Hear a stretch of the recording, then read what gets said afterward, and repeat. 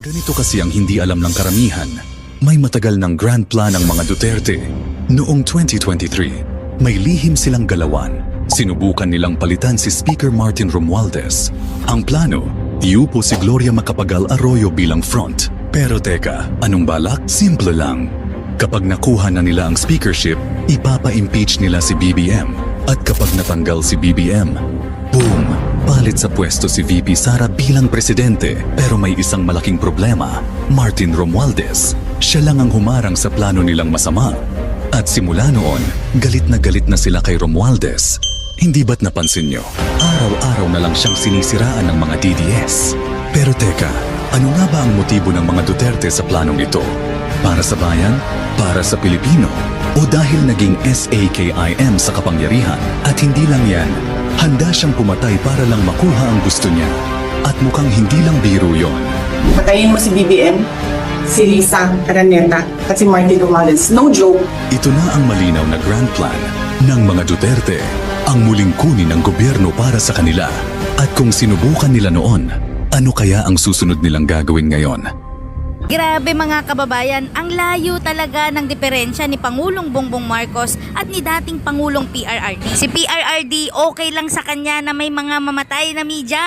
At ito pa mga kababayan, mahigit sa 20 ang namatay na journalist sa panahon ni Pangulong Duterte. Kay PBBM naman mga kababayan, nagdo-double effort ngayon ang pamahalaan para protektahan ang mga media dito sa Pilipinas. At in fact mga kababayan, walang ni isang media ang namatay noong 2024. Akala ko ba safe noong panahon ng Duterte? Bakit nagkalat ang mga namatay na media? Kumpara ngayon na pinoprotektahan pa mismo ng ating presidente. Alam mo ba na ayaw ni Rodante Marcoleta sa mga Katoliko? Siya ang may akda ng Anti-Crucifix Bill.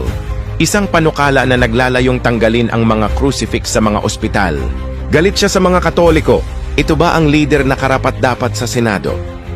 Tandaan, kung mahalaga sa iyo ang iyong pananampalataya, mag-isip ka. Kung dati ay joke, hyperbole, or exaggeration lamang ang tingin ng ilan sa mga bitaw ng Pangulong Duterte, mukhang balak ng seryosohin ng PNP ang huling mga kataga ng dating Pangulo. Sa mga hindi po nakapanood, ito po ang sinabi ng dating Pangulo noong Martes. Marami kasi sila, ano dapat ang gawin natin? Di, patayin natin yung mga senador ngayon para mabakante.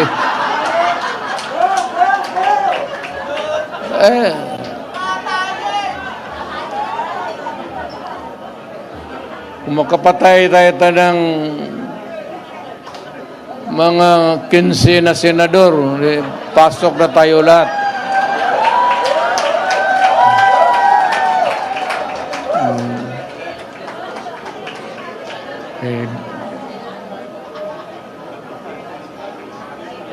Pero kawawa naman. Pero nakakainis kasi yung, hindi naman lahat. Pero, sabi nga, talking of opportunities, the only way to do it is to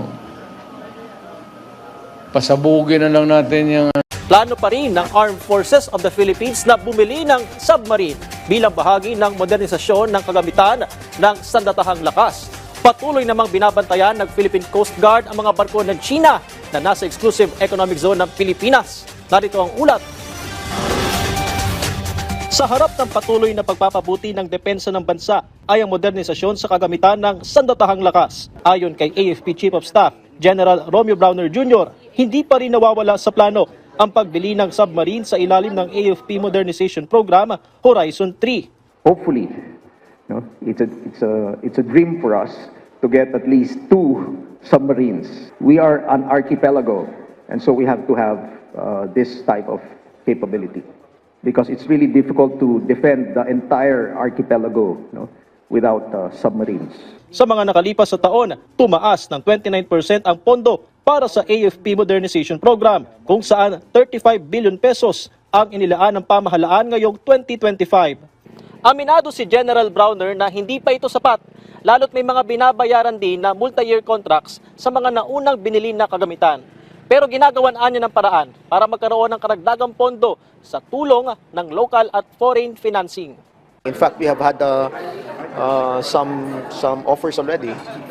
So pinag-aaralan po natin yung legality nito. But sa lahat po ng tulong na pwedeng maibigay sa AFP, sa Philippine Coast Guard at sa iba pang ahensya ng gobyerno that are involved in securing our territory and our sovereign rights, these are all welcome to us.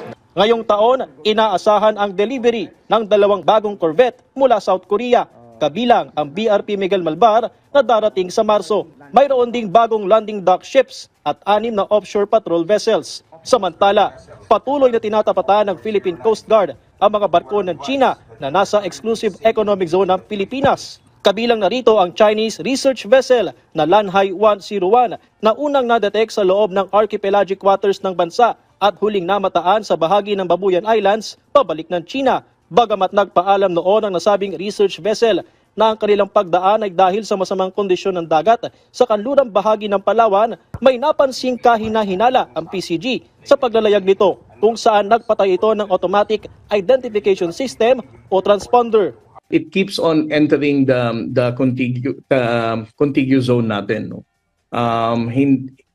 Mini-maintain niya yung 23, 24, 25 nautical miles off the coast of our coastline. So, although BRP Cabra keeps on pushing her further away from our contiguous zone, and yet insisting pa rin siyang pumasok. Binabantayan naman ngayon ng BRP Cabra at China Coast Guard 3304 na lumapit ng 43 nautical miles mula sa Pangasinan. Sa Bajo de Masinloc, 4 na barko pa ng China Coast Guard ang nananatili at pinakabagong dumating dito ang CCG 5303 habang naroon pa rin ang The Monster Ship. Sa kabila nito, tiniyak ng PCG na may sapat na kakayahan ng bansa para bantayan kung magkaroon ng tangkang reclamation sa Scarborough Shoal na isa sa itinuturing na red line ng gobyerno.